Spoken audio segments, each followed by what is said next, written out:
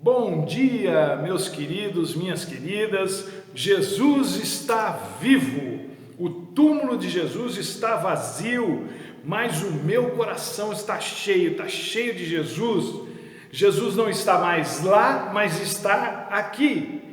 Eu não precisei ir até lá para confirmar isso, como aquelas mulheres fizeram há cerca de 2000 anos. E alguns discípulos também foram naquela manhã para confirmar a história que as mulheres tinham contado para eles, de que Jesus havia ressuscitado. Muitos vão até a Terra Santa em suas peregrinações, até o suposto túmulo de Jesus para confirmar isso. Eu não fui, não precisei ir até lá para confirmar que Jesus está vivo, que o túmulo está vazio, porque os efeitos da ressurreição de Jesus chegaram até mim, chegaram até aqui. A ressurreição tem o mesmo alcance que a morte de Jesus. Ambas, morte e ressurreição, alcançam toda a criação. Jesus morreu por todos e ressuscitou por todos, mas infelizmente nem todos creem nisso e acabam por não desfrutarem disso. Os efeitos da morte e ressurreição de Jesus não são automáticos. Não é porque ele morreu e ressuscitou que eu, que não creio, vou ser beneficiado. Não funciona assim. Há que se crer em Jesus Cristo. Há que se entregar a vida para Jesus Cristo. Por mais inacreditável que pareça. E a gente não consegue conceber, compreender certas coisas. Mas tem gente que não gosta de Deus. Tem gente que não quer nada com Deus. Tem gente que despreza Deus, que prefere uma eternidade sem Deus, que escolhe viver longe de Deus. Talvez você não saiba, você que está me assistindo aqui, que não conhece muito das Escrituras, ou nem pouco às vezes, 1/3 dos anjos, segundo o Apocalipse, fez essa escolha. Logo eles que conheceram toda a glória de Deus. E se um querubim ungido e 1/3 dos anjos fizeram isso, imaginem quantas pessoas não o fazem. Os efeitos da morte e ressurreição de Jesus precisam ser absorvidos pelo Espírito do homem, coisa que só se consegue querendo, coisa que só se consegue pedindo para Deus, coisa que só se consegue usufruindo daquilo que Deus tem para oferecer. Mas como viver a partir da ressurreição de Jesus Cristo? Essa é a grande pergunta. E é muito interessante pensar nisso da seguinte forma: como é que um morto volta à vida? Como é que um morto entra para a vida? Nós, cristãos, não podemos ter a mesma linha de pensamento que Marta, irmã de Lázaro, que quando Lázaro morreu e Jesus demorou os dias para chegar até lá, e naquele encontro que tem com Jesus, ela diz para Jesus que acreditava sim na ressurreição do último dia, mas apesar dela acreditar nessa ressurreição do último dia, ela ignorava o poder de Jesus sobre a morte desde sempre. É claro que a ressurreição do último dia acontecerá, mas Paulo, na sua carta aos Efésios, no capítulo 2, verso 6, diz que Deus já nos ressuscitou com Cristo e nos fez assentar com Ele nas regiões celestiais. Então, a questão da ressurreição não pertence apenas ao futuro, é também uma questão de presente. Nós já ressuscitamos com Cristo, porque já somos novas criaturas. As coisas velhas se passaram, eis que tudo se fez novo. Então, essa ressurreição de que Paulo fala tem a ver com o resgate daquilo que ficou soterrado com o desabamento do pecado sobre nós. Imaginem alguém soterrado, a gente vê isso, tem visto muito isso na televisão, deslizamento de terras por causa das chuvas e casas, famílias inteiras sendo soterradas debaixo daqueles escombros, daquela terra toda, e a coisa é tão pesada, é tão feia, que não se consegue nem ouvir o gemido da pessoa que está lá embaixo dos escombros, quando está viva. Depois de um certo tempo, imagina-se até que a pessoa já esteja morta. Esse é o estado da pessoa sem Cristo. E como as pessoas vivem nos escombros e dos escombros do pecado sobre elas, elas não têm noção da riqueza que seria a vida se elas se apropriassem da ressurreição agora, já, ao invés de contar com ela só para um futuro distante. A questão do estar mortos tem a ver com os desejos desse mundo. São esses os escombros que nos mantêm soterrados. Pecado tem nome. Como disse Jonathan Edwards, o mundo é movido pelos desejos, e se tirarmos os desejos do mundo, se roubarmos, se arrancarmos dele aquilo que os move, a humanidade fica inerte, apática, em estado vegetativo. É mais ou menos isso que a gente tem visto na nossa realidade ultimamente. Tiraram da gente aquilo que nos movia, e a gente está que nem barata tonta. As pessoas são movidas pelos desejos mais sórdidos, como cobiça, inveja, dominação sobre os outros, ganância, riqueza. Então, quem é movido por esses sentimentos, por esses desejos, está morto. Essa é a vida da pessoa sem Cristo. Mas o que deveria mover a vida daqueles que já ressuscitaram com Cristo? Pensando nisso, eu escolhi um texto não convencional para os dias de hoje. Talvez vocês estivessem esperando que eu lesse o texto clássico do túmulo vazio, ou mesmo algum outro texto bíblico que se referisse à ressurreição de Jesus, mas durante a semana me veio esse texto e a mensagem quase que pronta disso que eu quero comentar com vocês hoje. O texto é um texto muito conhecido nosso, que se encontra na primeira carta de Paulo aos Coríntios, no capítulo 13, o versículo 13.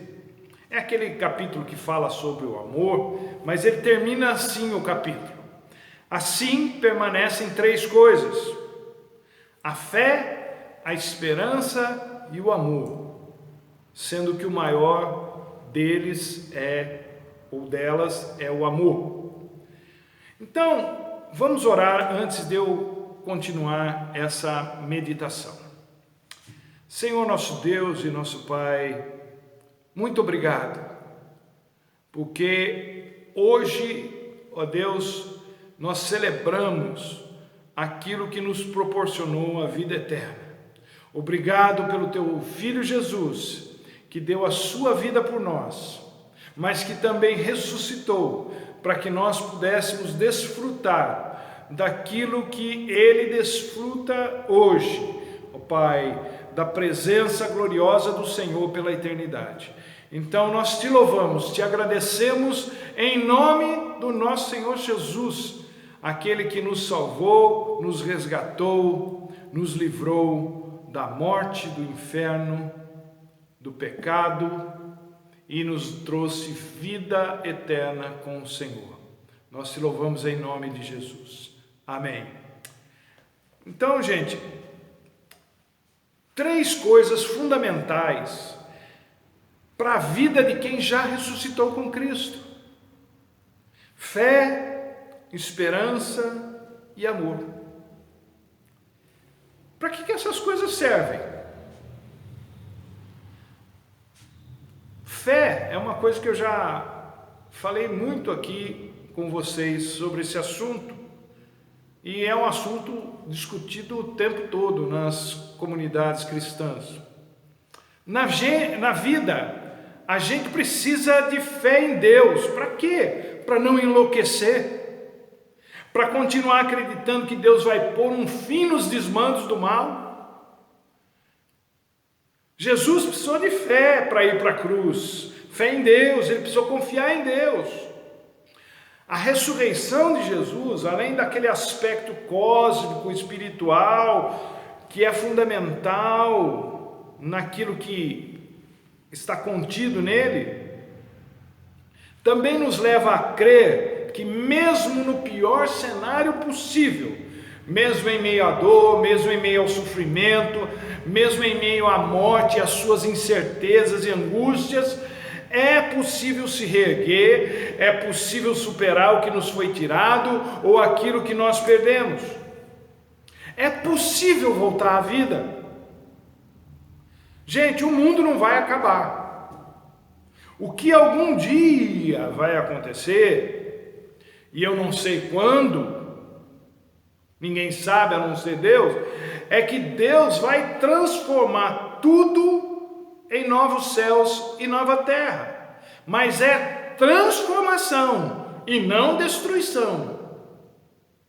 Até lá, até esse dia, o mundo vai continuar empreendendo esse ciclo crescente de autodestruição, mas o ápice não vai ser a extinção da vida de maneira alguma.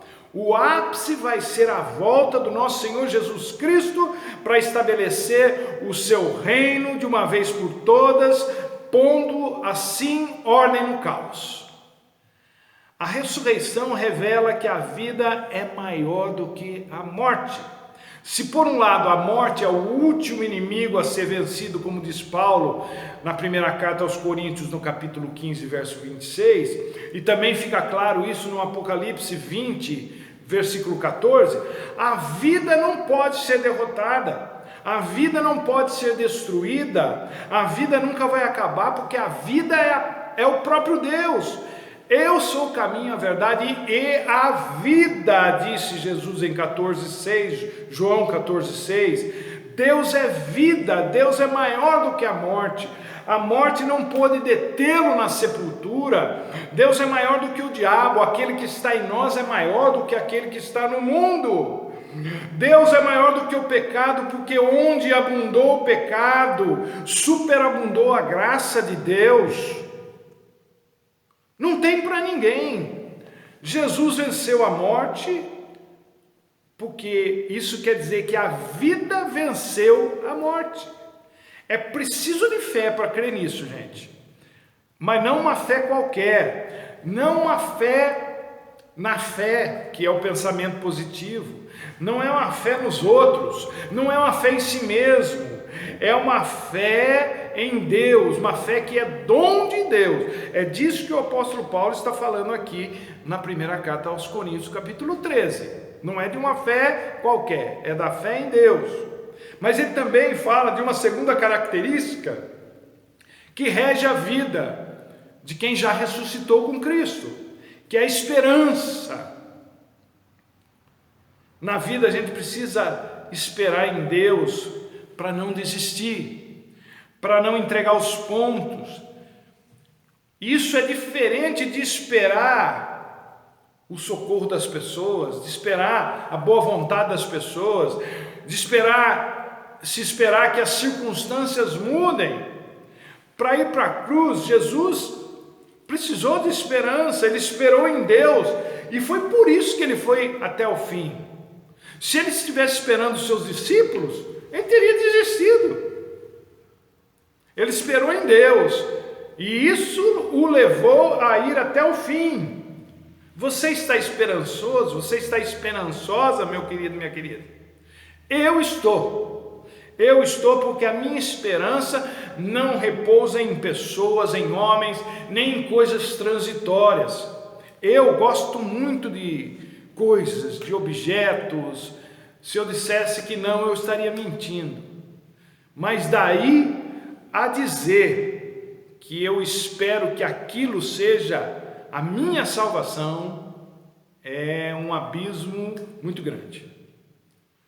Não, a minha esperança repousa em Deus, que é eterno, que é poderoso, que é misericordioso, que é longânimo, que é abençoador. Ressurreição é esperança de uma nova vida, melhor, transformada, abençoada. O túmulo vazio é sinal de que qualquer coisa pode ser superada, que qualquer coisa pode ser vencida.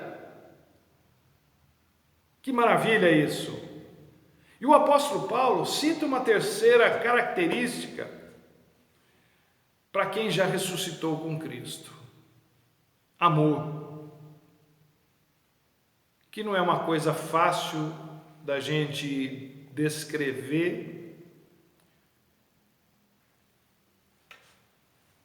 mas é uma coisa fundamental para a gente viver. Na vida a gente precisa de amor, mas não de qualquer amor. A gente precisa do amor de Deus para ir sendo transformado em gente como Jesus de Nazaré, para a gente não se trancar, para não ficarmos mais egoístas, para não ficarmos mais solitários. Justamente o contrário, a gente precisa ser mais solidário e menos preocupados conosco mesmo. Para ir para a cruz, Jesus precisou obedecer ao Pai, que amou o mundo de tal maneira que chegou ao ponto de dar a vida do seu próprio Filho, para que todo aquele que nele crê não pereça, mas tenha a vida eterna. Então, a ressurreição abre espaço para uma nova vida, para uma vida nova. Jesus, por exemplo, a ressurreição, o que a ressurreição fez com Jesus, em termos de novo? Ele que por 33 anos estava vivendo nesta terra, é morto pelos nossos pecados, ressuscita ao terceiro dia e em seguida, depois de alguns dias, assunto aos céus. A vida dele mudou. Os discípulos que ficaram, em alguns dias também, no Pentecostes, tiveram suas vidas completamente mudadas, transformadas. Então, ressurreição é uma nova chance que a gente deve abraçar para recomeçar. De um certo ponto de vista, dentro de alguns dias, no nosso caso, quando essa loucura toda passar, nós vamos retomar as nossas vidas como se fosse um recomeço. Aí você vai poder voltar a fazer tudo como vinha fazendo, ou poderá mudar o rumo da sua vida completamente, em função de tudo que você viveu nesses dias, em função da ressurreição de Jesus. A oportunidade está aí, às nossas portas. Esse tempo de isolamento social, e eu estou falando com gente que tem Jesus, com gente que já ressuscitou com Cristo. Para nós, esse tempo de isolamento social deveria ser aproveitado para aprendermos a planejar, a experimentar um novo estilo de vida. Como é que eu vou proceder daqui para frente?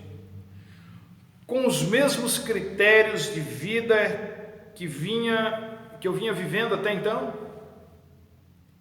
Eu vou continuar valorizando o que tem preço em detrimento daquilo que tem valor?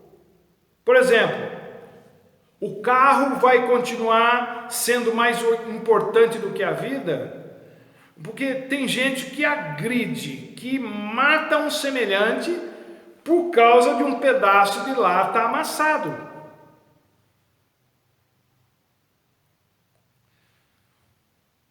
O seu orgulho vai continuar sendo mais importante do que o sustento da sua casa.